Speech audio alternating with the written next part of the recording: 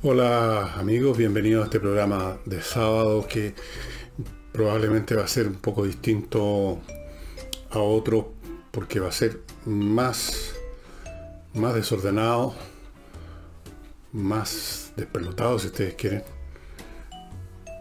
que otros. Así de simple. No tengo un tema tan definido esta vez, salvo lo que se me ocurrió a partir de algunos comentarios, cosas que ocurren incidentalmente. A propósito de que yo les mencioné en el programa anterior el tema de la saga de Isaac Asimov, Imperio, o sea, Fundación e Imperio, Segunda Fundación y otros libros. Y salió a relucir ahí, con una conversación con una persona, el tema de las edades oscuras, de qué pasa cuando se derrumba una civilización. Y esta persona tenía la idea de que se derrumba todo, no queda nada en pie literalmente, y se parte de cero. Y yo creo que no se parte de cero, y ahí viene el tema que vamos a conversar, en qué consisten. Primero, las llamadas edades medias, en qué consistió nuestra edad media, la edad media europea, digamos. Y esto en relación con un tema más de fondo, si ustedes quieren, que es hasta qué punto con la historia, y de hecho con cualquier actividad intelectual, podemos acercarnos a la verdad. Y de hecho, cuando uno se pone a pensar en eso, se hace la pregunta a Poncio Pilato, ¿qué es la verdad? Quid est veritas? Y cuando nosotros nos consta, por nuestra propia experiencia personal, que es una historia también, es una historia minúscula, microscópica, pero es como una historia de un mundo entero, el mundo nuestro, que se ha perdido totalmente en nosotros mismos la experiencia viva, o quedan algunas reliquias muy escasas. Si uno se pone a pensar, si a uno le pidieran que escriba su biografía, bueno, como se han escrito tantas, mucha gente ha escrito su biografía, gente famosa, no tan famosa, uno obtiene un producto que el lector no puede saber hasta qué punto coincide o se acerca a la verdad, pero de lo que estoy convencido es que el que escribió eso y que sabe lo que está haciendo, tuvo que reconstruir, inventar y distorsionar mucho, porque lo cierto es que de nosotros mismos muy poco lo que recordamos. Muy poco de lo vivo que recordamos. Podemos tener aseveraciones que son ciertas de nuestro pasado y decir, por ejemplo, yo en el año tanto entré a la escuela y salí el año cuánto. Y fui un buen alumno o un alumno regular y dos o tres cosas más por el estilo que son ciertas. Pero es una verdad pálida, como una sombra de lo que fue en realidad nuestra experiencia. Puede ser 10 o 12 años en un colegio, toda la cantidad de cosas que experimentamos día a día, y de todo eso nos quedan algunas aseveraciones generales, y aquí y allá salpicadas, imágenes aisladas, un evento que nos ocurrió, quizás con suerte incluso nos recordemos lo que sentimos, pero estamos hablando de un evento puntual, de unos minutos, de unos segundos, de unas horas, en medio de un océano de días, de semanas y de meses, de los que no tenemos otra idea que esta aseveración general de que en esos años estuve en el colegio.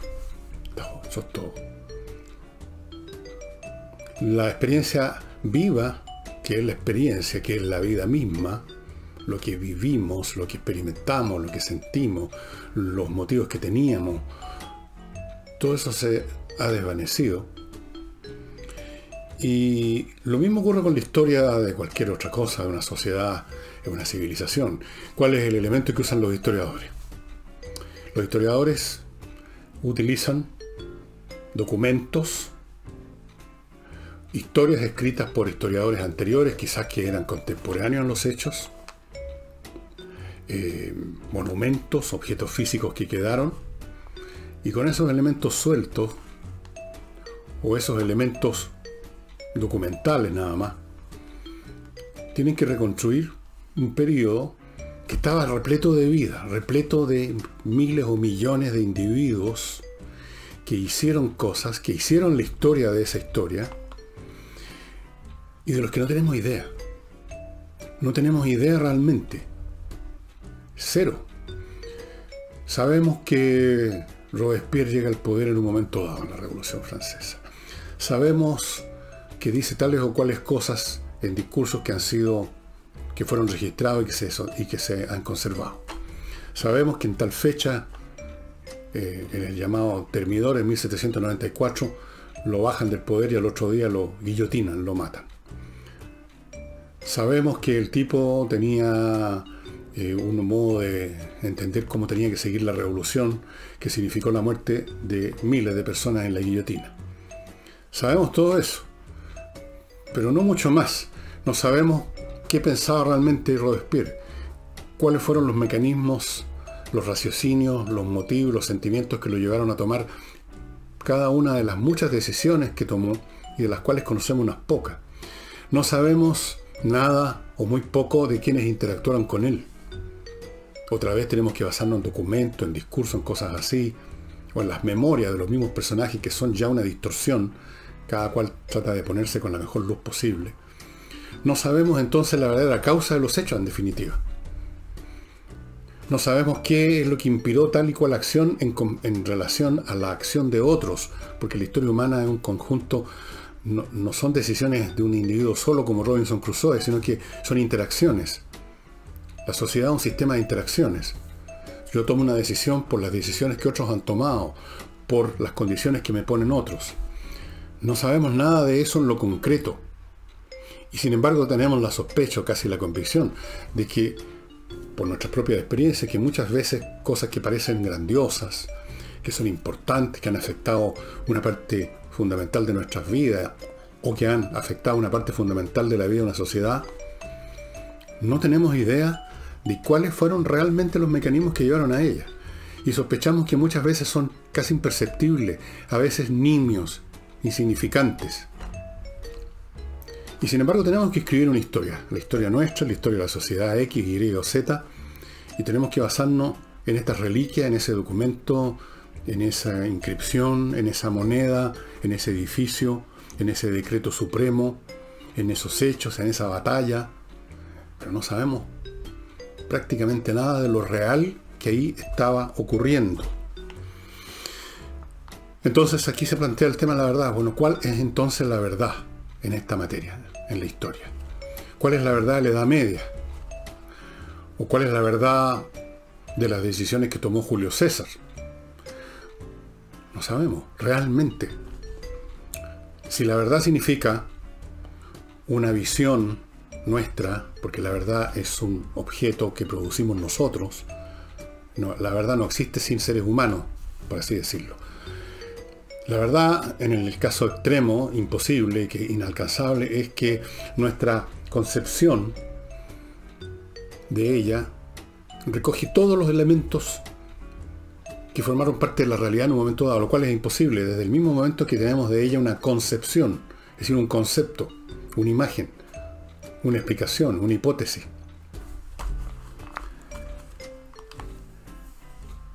La historia de verdad que haya ocurrido, la nuestra, o la de una sociedad, se ha perdido en un 99,99999%.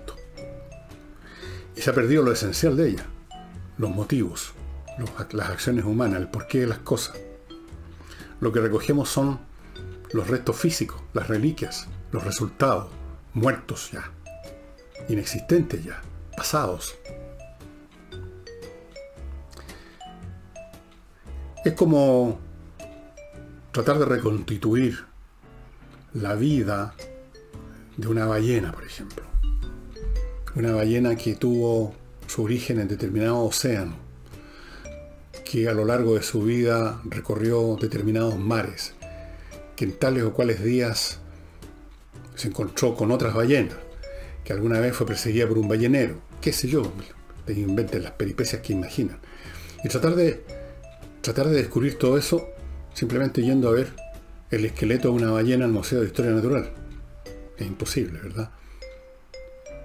Lo que podemos recoger ahí no son mentiras, son verdades, pero son verdades absolutamente insignificantes. Son como el cascarón de la ballena. Podemos decir de ese cascarón un montón de cosas que son ciertas. El paleontólogo puede decirnos más o menos cuánto pesaba la ballena, qué tamaño tenía, cómo se constituían sus huesos. Y todo eso que nos diga es verdad. Pero, ¿cómo se compara esa verdad esquemática con la vida de la ballena? No hay comparación posible. Es menos que una sombra, es la sombra de una sombra. Y nosotros lo que hacemos cuando recorremos la historia humana, o cuando recorremos nuestra propia historia, es más o menos parecido. Recorremos un cascarón, unos restos, una imagen, que pueden ser ciertas. De ellas podemos estar diciendo lo que corresponde, o sea, podemos estar diciendo lo que es cierto, lo que es verdadero. Pero ¿cómo se compara esa verdad minúscula con la verdad de ese objeto que estamos estudiando? Decía el filósofo Schopenhauer, que yo, como ustedes saben, considero algo así como mi filósofo de cabecera, que el mundo, o sea, lo que nos rodea, aquello que nosotros llamamos mundo, es el resultado de nuestra Bild y de nuestra Vorstellung. El libro que él escribió, su obra básica, su obra máxima, se llamaba precisamente Die Welt und Bild und Vorstellung, el mundo como voluntad y representación. O sea, el mundo, donde nos movemos, es el resultado de nuestros impulsos, de nuestros deseos, de nuestra voluntad y de la representación que nos hacemos de él. Una representación determinada por nuestra estructura mental, por nuestro sentido, por nuestras voliciones. No es la verdad. ¿Qué es la verdad entonces al final de cuentas pareciera ser? La verdad es una representación. Una representación un poco como las sombras de la caverna del mito platónico, o unos hombres que están encerrados en una caverna, no pueden salir. Y lo que ven en los muros de la caverna es su mundo. Y lo que ven en los muros de la caverna son las sombras que proyectan las personas, los animales, lo que sea que está moviéndose fuera de la caverna y que proyectan, porque está el sol, su sombra contra los muros. Todo lo que saben son esas sombras. No saben la realidad, no conocen la realidad. Su realidad son esas sombras. Pero con esas sombras construyen algo, sacan algunas conclusiones. Y lo mismo nos sucede con la historia, lo mismo nos sucede en todos los campos de la realidad. De que aprendemos, hacemos nuestras ciertas representaciones que no coinciden con la realidad, que no coinciden con la verdad, que no son la verdad, pero son una sombra de verdad que nos puede ser útil. Puede ser como un instrumento. Con esa sombra de verdad podemos manipular algunas cosas y entender algunas cosas. Como los hombres de la caverna.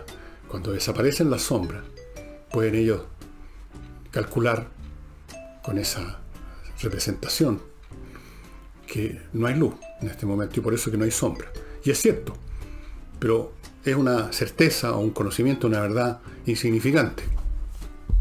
Y nosotros nos movemos desde el punto de vista de nuestro conocimiento en un mundo de sombras bastante insignificante en comparación con la realidad con su conjunto, pero esas insignificancias nos sirven. Esas insignificancias pueden servirnos mucho. Esas insignificancias, incluso si son erróneas, nos pueden servir.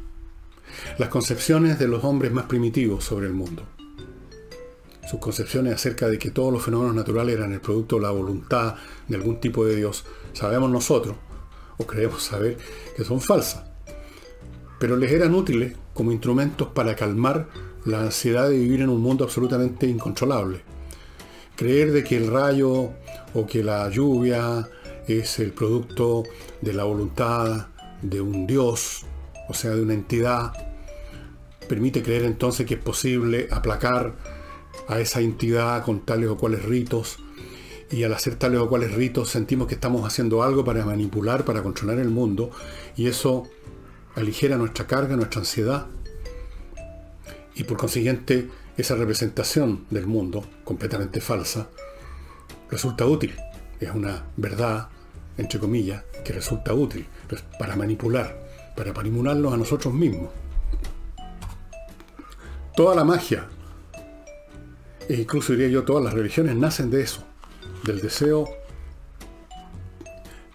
de controlar ciertas cosas, de aminorar ciertas ansiedades, de disipar algunos miedos con una construcción de dioses, de magias, etc.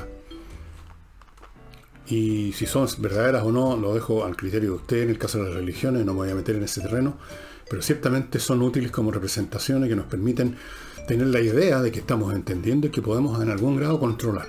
Podemos por lo menos intentar aplacar a un Dios, porque es una persona, es una entidad con voluntad, que recibe nuestras mandas, que nos escucha, nuestro sacrificio.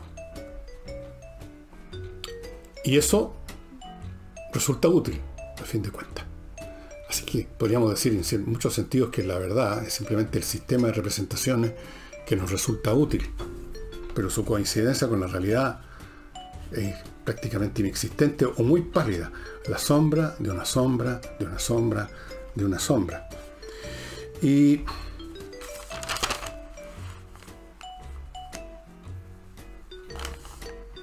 imagínense ustedes cuando ya no se trata simplemente de observar o de hacer alguna observación o tener alguna idea acerca del mundo que nos rodea en un momento presente, sino que de imaginar o descubrir o implicarnos o entender cómo era el mundo en el pasado, un mundo que ya no existe. O sea, supongo yo que ya no existe. Estoy asumiendo que el tiempo es como más o menos todos lo entendemos. Yo no estoy tan seguro de eso. No nos queda nada de nuestras propias vidas. ¿Qué nos queda de cuando teníamos 5 años? Una foto por ahí, quizás, donde estamos en brazos de alguien. Un recuerdo aislado que ni siquiera estamos seguros que sea de cuando teníamos 5 años. Lo que nos dice nuestra abuela, nuestros padres. 3, 4, 5, 20, 50 cosas, si ustedes quieren. De miles y millones de horas de experiencias, etcétera, de las que no tenemos idea. Y de ahí que en la historia, como en todo lo demás, también se construyen, si no magias y no religiones, sí mitos. La palabra mito, una palabra griega, significa historia. Los hombres del pasado, los griegos, por ejemplo, que no tenían documentación ninguna de su propio pasado. Estoy hablando los griegos, pongamos, del siglo VI, VII a.C. No existía historia, no habían registro. En algún momento no había ni siquiera un alfabeto para registrar esas cosas. Habían historias verbales que pasaban de poeta en poeta, historias que podían tener una relación, un origen con una realidad, pero convertidos en poesía, convertidos en cantos, convertidos en historia, convertidos en mitos. ¿Qué relación tenían con la realidad? El mito es un intento de explicar algo. ¿Cómo llegamos a existir? ¿Por qué nosotros los atenienses estamos aquí? ¿Por qué pasa tal o cual cosa? ¿De dónde venimos? Entonces viene el mito, viene una historia que da una explicación. Nosotros somos hijos de tal fulano, de tal dios que llegó acá, y qué sé yo.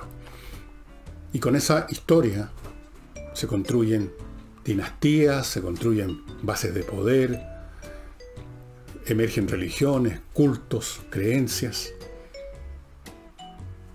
Y eso es lo que sucede con una parte importante de la historia. Y la historia moderna no asume que el origen de tal o cual cosa es un dios que llegó a la tierra.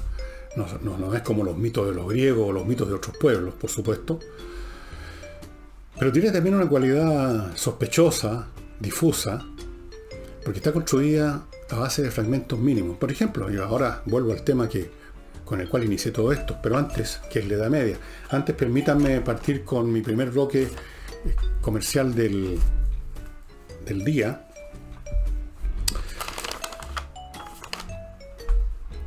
Y lo voy a iniciar con la nueva caja que me mandaron de bombones y de chocolates. No la voy a abrir todavía, pero ustedes saben que en estas cajas, aquí tengo una anterior, vienen unos bombones exquisitos, unos de todos los tipos. Aquí estoy sacando dos. Uno acá, chocolate convencional, si ustedes quieren, del color del chocolate, con una pintita, con un diseño. Acá tienen chocolate blanco. Y cada uno de los demás bombones que tenía esta caja, porque le queda muy poco, pues los he ido comiendo, son distintos, son rellenos y son muy ricos. Y esta caja que me llegó ahora, sin duda está también repleta de bombones tan buenos como estos otros. ¿Qué nos hace? Bomboni, una pequeña firma familiar que está teniendo mucho éxito por lo que he sabido. No por lo que yo diga acá, sino porque el producto es muy bueno, es realmente bueno. Estos chocolates no son como cualquier otro chocolate. El chocolate, el producto original es el mismo, siempre el cacao, pero la manera de prepararlo puede ser muy distinta. Las calidades pueden ser muy diferentes y este es chocolate de primera calidad, hecho con recetas muy antiguas de la familia serbia, que es la que inició este emprendimiento, Bomboni. Yo les sugiero que hagan como yo, pruébenlo, llamen, ahí están los datos, llamen a Bomboni, le van a llevar el producto a su casa y es bueno tener chocolate, siempre es bueno. No hay que esperar una ocasión especial. El chocolate es un buen alimento, lleno de energía, lleno de calorías, no le tengan miedo a las calorías, no se dejen asustar por los programas matinales de la televisión donde siempre está todo mal. No coma eso, no coma lo demás allá. Coma chocolate tranquilo, sin exagerar. Recibe una caja como esta. Se va a acordar de mí, estimados amigos. Y el agua. El agua que nosotros bebemos en nuestro país viene de la cordillera, básicamente, y por lo tanto arrastra muchos minerales. Y entre ellos minerales pesados que no son buenos para la salud, se van acumulando muy lentamente, pero finalmente tienen un efecto. Y hay una manera de quitar esos minerales pesados del agua y es Perlaspril, que es este producto, este elemento químico, estos granitos blancos que ustedes ven aquí. Ustedes abren esto, le sacan el papel, luego lo cierran, dejan estos granitos en la bolsita y lo dejan siempre al fondo de un recipiente de cerámica o de vidrio en que quepan 4 litros. Esto es para 4 litros. En 2 horas el agua está completamente desmineralizada de esos minerales pesados. Es mucho más saludable, mucho más hidratante. Y usted puede hacer eso toda la vida. Este producto no se agota, no tiene fecha de vencimiento. Entonces usted prepara 4 litros así, los pone en otras botellas y después prepara otros 4, todos los litros que usted quiera durante todo el tiempo que usted quiera. Perlaspril. Hay varias maneras de comunicarse con ellos, www.vivirsanovivirmejor.com, o pueden pedir el producto en pranaprots@gmail.com. Ustedes están viendo los datos, no tengo que repetírselos. Hagan la prueba, estimados amigos. El agua sabe muy distinto cuando uno le quita todo lo que trae el agua. No se imaginan la cantidad de minerales. Y algunos de ellos bastante malos para la salud, como el plomo, por ejemplo, es lo peor que hay. Y de la misma familia de Bomboni, el jardinero. Otra rama de la familia, de esta familia croata, se dedica a la jardinería. Tienen un sitio que se llama eljardinero.cl, son expertos y mantienen jardines muy bien, los amononan, los reordenan, los arreglan, porque usted, como ya sabe, no es cuestión meramente de regar, todo depende de que la cantidad de luz, la calidad de la tierra. Hay plantas que uno las pone en cualquier lugar y las pone en el peor lugar, con mucha luz cuando son de sombra o viceversa, y uno normalmente no tiene el jardín en las mejores condiciones. Póngase en manos del jardinero, en eljardinero.cl, y va a tener un jardín mucho más bonito, mucho mejor cuidado, en muchas mejores condiciones que si lo deja al arbitrio. Y entre paréntesis de jardines y cosas como esas, algunos vecinos de Las Condes me han hecho saber con desesperación, con rabia, que en un momento dado en Las Condes llegaron estos funcionarios municipales a cortar y echar abajo árboles grandes, preciosos, con el pretexto que estaban muy viejos. Siempre dan el mismo pretexto. Y le diría al alcalde que está a cargo de Las Condes que se preocupe de que sus hombres, de que sus funcionarios no vayan a cortar como locos con sus motosierras árboles maravillosos, y cuando uno ve los troncos ya cortados se da cuenta que estaban perfectamente sanos, que no estaban como dicen ellos. Siempre dicen que están infectados, que tienen un problema. No era verdad. Dejaron la crema. Lamentablemente he visto ese espectáculo de los funcionarios municipales cortando árboles como locos infinitas veces. Y sigo con el tema que estaba tocando. La Edad Media es una de esas situaciones en que se reconstruye las cosas de una manera bastante errónea. Y en esto ayudan mucho las palabras que se utilizan. Por ejemplo, de la Edad Media se decía también la Edad de la Oscuridad. Con Edad Media querían decir que era una cosa oscura y de poco valor, puesta entre el pasado de la antigüedad clásica resplandeciente y la modernidad. En algún momento del siglo XVI y XVII se inventó esto de la Edad Media, con lo cual no se dice nada mucho. Y la verdad es que la Edad Media no fue un retroceso absoluto a la barbarie como lo creía esta persona con la cual conversé y que dio inicio, en el fondo originó este tema que estoy conversando hoy día con ustedes. Lo que sucede con las edades medias, con las llamadas edades medias, es que alguna organización política en gran escala, como un imperio, se derrumba. Y eso significa que se cortan muchas relaciones. Esto significa que políticamente el sistema se simplifica. En vez de haber un imperio con una administración unitaria, centralizada o de como fuera, aparecen una serie de unidades independientes que a menudo entran en guerra unos con otros.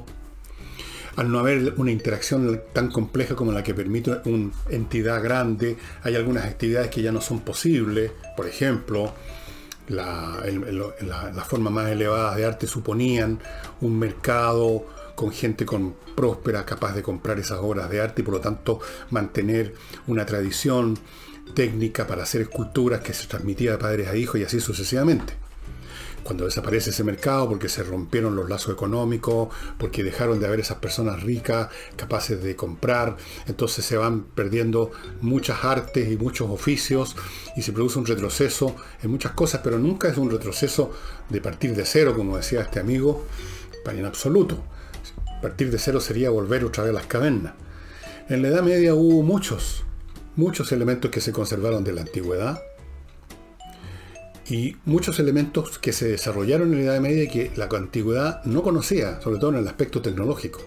Hay un libro que se los voy a mostrar, no sé si se los voy a recomendar, si les interesa o no, que es este que tengo aquí en mis manos, El legado de Roma, que tiene que ver con, el subtítulo es Iluminando la Edad Oscura. ¿Qué es lo que realmente se heredó? ¿Qué es lo que realmente fue esa edad oscura? ¿Fue tan oscura realmente? Claro, el autor de este libro, don Chris Wickham, tuvo que romper con el peso tremendo de los prejuicios conceptuales y verbales. No hay nada más preñado de posibles engaños, distorsiones y a veces mentiras que el lenguaje, por supuesto. Y una vez que se fragua cierta palabra, cierta frase, cierto concepto para describir un evento, una situación, esa descripción conceptual se pega, se atornilla y cuesta mucho desprenderse. Cuesta mucho desprenderse de la noción que la Edad Media fue una edad de oscuridad, de puro retroceso. Una vez que se pone una etiqueta, como ocurre con las personas, una vez que se le pone una etiqueta, una vez que se la define de tal o cual manera, por así decirlo, se dirige una segunda realidad. Y ahí quizás el elemento de verdad que hay en esta teoría de los construccionistas, de que la verdad se construye. Yo diría más bien que la mentira, que la distorsión, que el equívoco se construye efectivamente y tiene una tremenda duración y por lo tanto esa tremenda duración lo convierte en algo casi real, tal como un muñeco de cera, no siendo en realidad una entidad verdadera, viva, puede conservarse mucho tiempo y parece una entidad verdadera. ¿No es cierto? Una figura de cera de un personaje célebre de la historia, como en estos museos de cera donde está Abraham Lincoln y Napoleón, y parecen de verdad, están muy bien hechos, pero sabemos que son falsos, sabemos que son entes muertos, y esos entes muertos en ese museo pueden durar mucho tiempo, o una escultura. Y el pensamiento a menudo suele jugarnos esta trampa que bautizamos de cierta manera, vemos de cierta forma las cosas que nos rodean, a una persona, a un evento, lo describimos de cierto modo y luego no nos podemos despegar más de él. Y eso ha ocurrido con la famosa Edad Media, que es considerada por muchos como una etapa muy sombría, muy de retroceso, cuando no fue así. Hubo periodos muy bárbaros,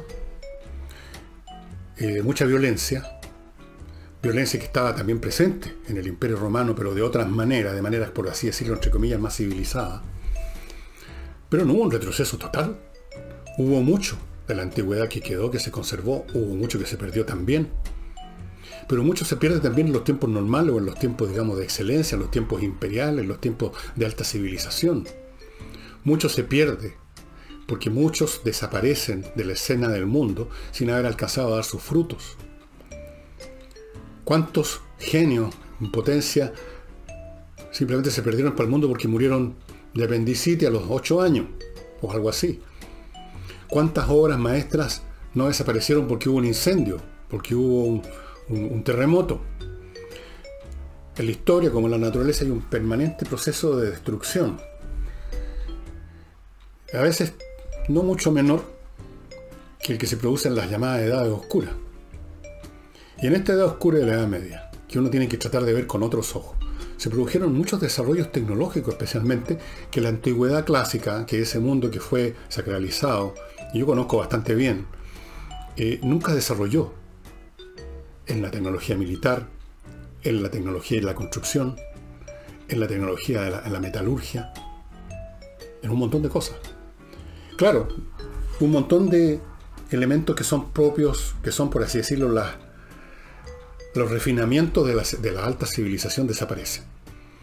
Una alta civilización con su complejidad, con su enorme división del trabajo, con los grados de paz más o menos que impone, porque hay un dominio superior, permiten refinamientos que desaparecen al desaparecer ese imperio, al desaparecer ese poder central. Se derrumban un montón de finezas, llamémoslo así.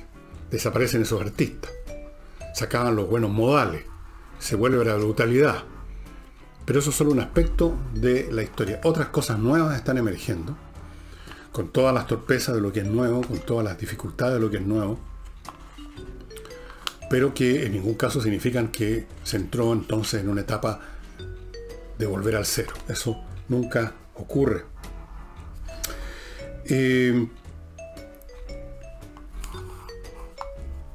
Permítanme, antes de continuar con este tema, que yo sé que es un poco divagatorio, ¿por qué no?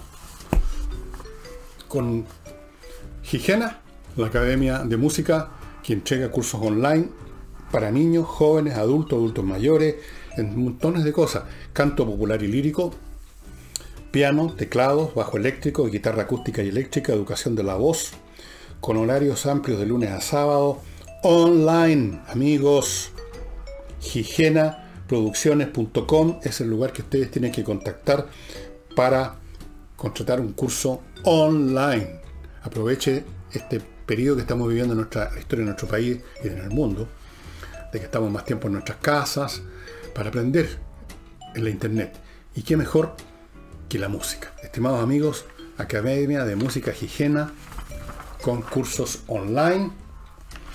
Quiero recordarles ahora el Club Explora. Ahora sí que les voy a mostrar una botella que no les he mostrado antes.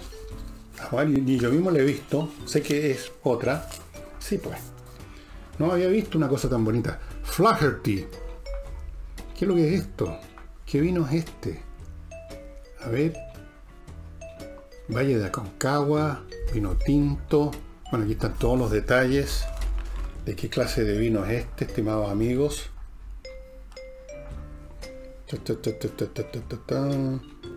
Aquí dice que este ensamblaje es una expresión de la Aconcagua con componentes de Syrah, Cabernet Sauvignon, Petit Verdot y Tempranillo, que provienen de viñedos en el Valle de Aconcagua de Chile. Ya se me está haciendo agua la boca. Se cosecharon todos los lotes a manos, se fermentaron por separado en cubas de roble, y etcétera, etcétera, etcétera. 2 semanas de maceración. El vino se guardó en cubas, barricas de roble francesa y americano por 16 meses antes de embotellar. ¡Salud! Salud. Yo creo que esta botella no va a durar mucho más por favor. Amigos, en el Club Explora, ¿qué es lo que usted encuentra? Usted se matricula en el Club Explora pagando una OF al mes. Y una vez al mes, si pagó una OF, le llegan 2 botellas, no de este mismo vino, 2 botellas distintas, 2 vinos tintos distintos, o 2 vinos blancos distintos, o un vino blanco y un tinto, siempre diferentes, pero todos de primerísima calidad, escogidos por las enólogas que fundaron este Club Explora, al cual lo invitamos a participar. Con una OF recibe 2 botellas, con una OF y media recibe 3, por supuesto.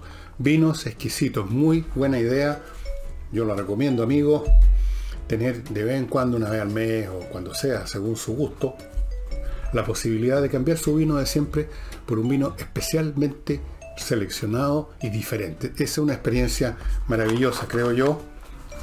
Y ya les hablé de bombones, así que no les hablo de nuevo. Y ya les hablé de higiene, así que no les hablo de nuevo. Les voy a hablar ahora del ajedrez, que inicia cursos el próximo mes, en abril. Los cursos duran 4 meses, son 2 sesiones semanales, están abiertos para todo el mundo, todos pueden participar. Aquí no hay una discriminaciones o selecciones en ninguna categoría. Usted puede ser un hombre anciano, puede ser una chica joven, puede ser un niñito, puede ser un adulto de edad media. Desde el punto de vista del ajedrez, usted puede ser un principiante, puede ser un jugador más experimentado, y va a encontrar el curso que le va a servir para adiestrar su mente, para desarrollar sus poderes de concentración, su capacidad analítica. Para los niños esto es súper importante porque eso queda instalado para siempre. Y se va a entretener muchísimo, Las clases las dicta en espacioajedrez.com, el maestro internacional Pablo Tolosa. ¿Cómo estás, Pablo? Gran profesor, muy buen ajedrecista. No cualquiera es maestro internacional, hay que ganar competencias internacionales para eso. Así es que entre al sitio, contrate su curso y a la pasada adquiera los productos que ustedes ya conocen y que están a mi derecha. Así es que, estimados amigos, las edades oscuras no son tan oscuras.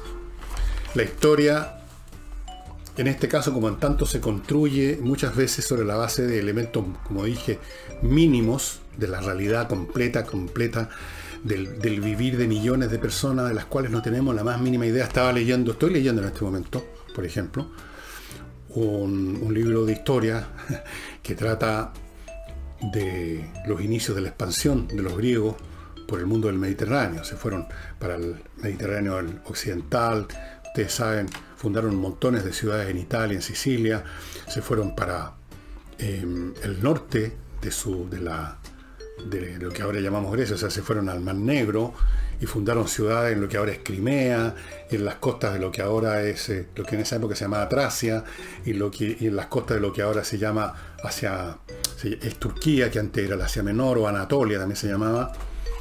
Fundaron ciudades por todas partes. Y esa es una historia que uno la lee así en 2, 3, 4, 5 páginas o 2, 3, 4, 5 capítulos. Pero detrás de eso hay 1, 2 o 3 siglos con cientos de miles de hombres y mujeres que no dejaron ni una huella en la historia, cada uno de los cuales repleto de vivencias que no dejaron ni una huella en la historia, de las cuales no hay ninguna documentación, y sin embargo es de las vidas, de las interacciones entre esos miles de individuos anónimos que no dejaron más que sus esqueletos, supongo, que se construyó esa historia. Esa historia la hicieron esas personas. ¿Y qué sabemos de esa historia? 3, 4 cosas. Y tenemos que reconstruir entonces, si reconstruimos efectivamente, una historia. Pero es una historia que es al mismo tiempo, como ese esqueleto de la ballena, un cascarón. Y uno piensa en esas miles, de hecho, miles de millones de personas que a lo largo de la historia humana han nacido, han sufrido, han trabajado, han tenido hijos, han hecho a veces un aporte quizás insignificante. Y sin embargo, nuestra historia, nuestro presente, está completamente hecho, o en gran parte hecho, por ese enorme pasado del cual no conocemos nada. Todo ese enorme pasado, en su 99,999999% está olvidado, desvanecido, y sin embargo ese pasado, en su 99,999% está presente ahora. Somos lo que somos por ese pasado, aunque no nos acordemos. Del mismo modo que nosotros como personas podemos no acordarnos casi de nada de nuestro pasado, Y sin embargo lo que somos es el resultado de ese pasado, de experiencias que no recordamos, de decisiones que en un momento tomamos y que no las recordamos tampoco, que no dejamos ninguna huella. No fuimos cada día escribiendo un diario de nuestros pensamientos, eso se hacía antiguamente. Y también eso era incompleto, por cierto. Y sin embargo lo que somos, nuestras reacciones, nuestro temperamento, nuestros gustos, nuestras pasiones, nuestro nivel intelectual, todo depende de decisiones que tomamos nosotros o que tomaron nuestros padres o que tomaron algunos otros a nuestro alrededor, de cosas que nos pasaron o que no nos pasaron, completamente olvidadas, sepultadas, hechas polvo en ese enorme abismo que es el tiempo. Y sin embargo al mismo tiempo ese tiempo está presente ahora. Y en todo lo que hacemos está presente aunque no tengamos idea. ¿Cómo? Ni por qué. Ni hasta cuándo. El tiempo es una cosa muy rara, ¿no? Muy rara. Alguna vez cuando tenga más tiempo voy a explicarles acá, para horror de los que ven este programa con la idea de encontrar fallas o de acusarme de que yo soy muy superficial o que yo solo apunté un par de cosas, como si se supusiera que yo tengo que dar una conferencia de física cuántica para hablar de tiempo, o como si se supusiera que yo soy un académico de la historia, que como los grandes tipos que escriben grandes libros de historia. No soy ninguna de esas cosas, soy un pobre aficionado, pero igual tengo derecho a tener algunas ideas sobre la naturaleza del tiempo, ¿o no? El tiempo está todo presente aquí y ahora, o sea, en el fondo, no hay ahora, no hay futuro, ni hay pasado. Es eso más bien una ilusión. Y otro libro que les recomiendo, si ustedes quieren, para ver cómo el tiempo se pierde y al mismo tiempo se recupera, es este hermosísimo libro, Herculano, los tesoros enterrados, sepultados de Italia. Esta es una de las ciudades que fue sepultada en la erupción del Vesubio en el año 79 después de Cristo. Se ha ido desenterrando, se han ido encontrando cosas, incluso medallas, cuerpos.